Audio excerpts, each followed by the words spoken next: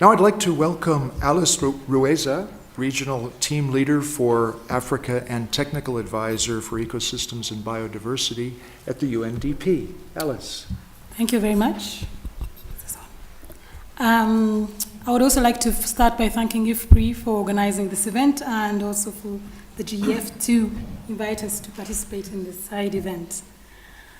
In 2012, UNDP published the First Africa Human Development Report, and our focus on that report was food security. We argued then, and we still believe now, that food security is key to sustaining human development in Africa, and it must be at the heart of any development agenda. And we also believe that any efforts to secure to obtain a food secure future for Africans should span the entire development agenda.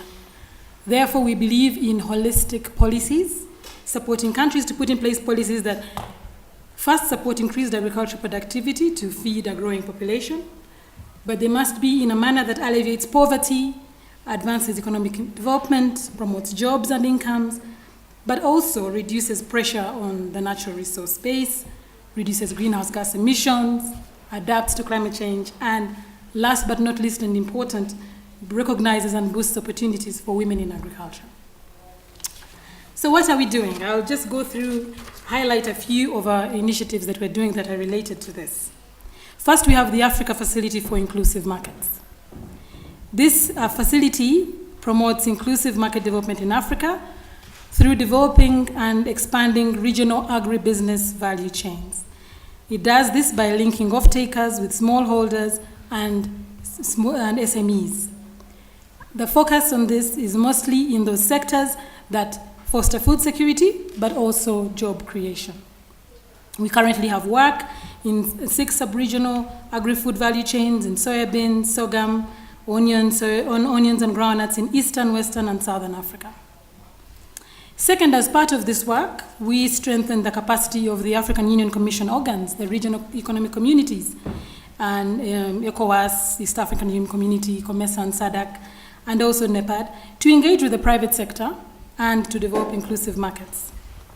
The way we do this is we establish what we call regional facilitation platforms.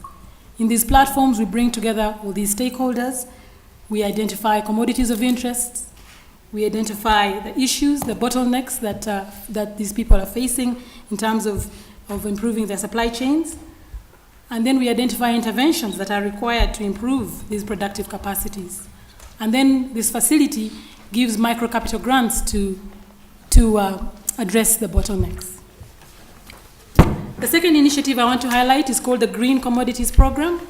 This UNDP established this in 2009, basically to mainstream sustainable production practices in commodity sectors, focusing on those that have large environmental and social impacts.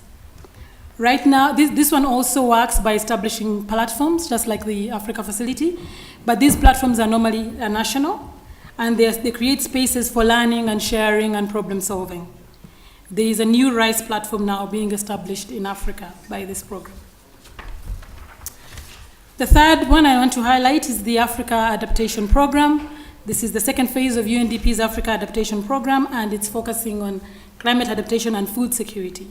It's being implemented in Burkina Faso, Niger, Malawi, Mozambique, and Tanzania.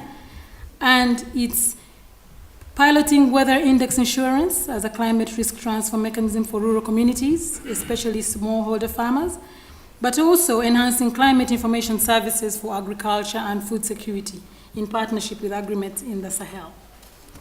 There is also a focus on gender and climate smart agriculture. I also want to highlight UNDP's work in conflict regions, especially those that are prone to environmental crisis that leads to food insecurity. This is in the Sahel, in the Great Lakes, in the Horn of Africa. And there our work focuses on addressing the long-term causes of food security. But we also place importance on gender equality and women's empowerment, and especially the crucial role that women play in ensuring food security. We also do restore livelihoods and productive assets, and also manage natural resources. So I want to highlight where we see opportunities for linking to the integrated approach. Of course, first and foremost, we know that this is the African Union's year of agriculture and food security. We see a lot of opportunity to work in partnership with the new IAP, especially in terms of the multi-stakeholder platform, to scale up the platforms that we currently have. The regional platforms that we've been doing with the Africa Facility for Inclusive Markets have focused mostly on access to markets, on improving the quality of products, but less so on resilience and environmental sustainability. So we see space there. We see space in terms of working with this new integrated approach to scale up these platforms, but also to bring in these issues and to address them. We also see opportunities to help countries. There are a lot of countries in Africa putting together land policies, land certification, and they're also leasing out their lands, of course, for large-scale investments in agriculture. And that, of course, is their sovereign right.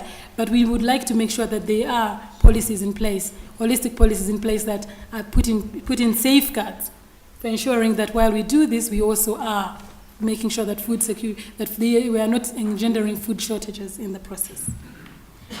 Well, I think I will end there, and I'll also say that we look forward to working with the GEF in designing this initiative. Thank you. Thank you, Alice.